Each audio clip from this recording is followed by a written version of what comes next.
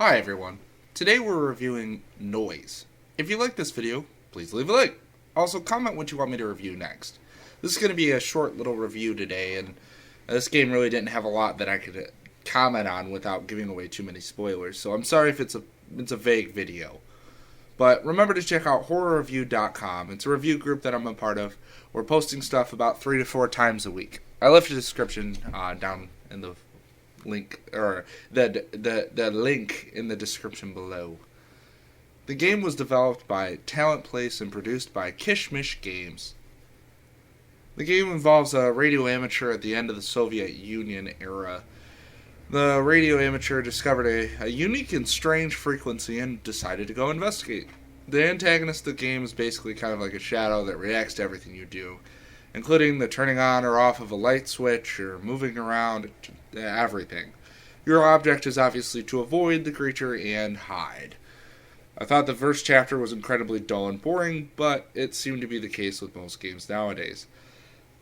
The story ended up not being too terrible. There's no weapons, so you can't kill this creature, and you're just going to have to avoid it. There was a lot of translations of the subtitles that didn't equal what the voice was saying. And just full disclosure, this is a Russian-created video game. I don't know Russian. There was an English translate button, but it just didn't meet what I was expecting it to. The voice acting was also somewhat subpar.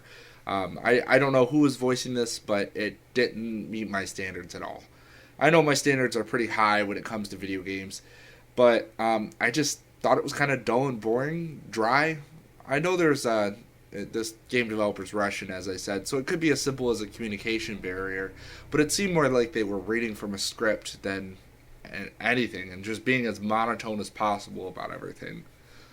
I do believe that it would have been a more okay overall experience with VR. I'm not a real big fan of VR games because they give me more of a headache than they're worth, but the atmosphere was appealing, I guess, if you had a VR system. The game is optimized for it, and if you played it with VR, just let me know what you thought, and I just want to know if it's any better. I didn't hook mine up to it, so that's going to be what it is for that. The graphics weren't too awful. It's something what I expect out of an independent kind of AA horror video game.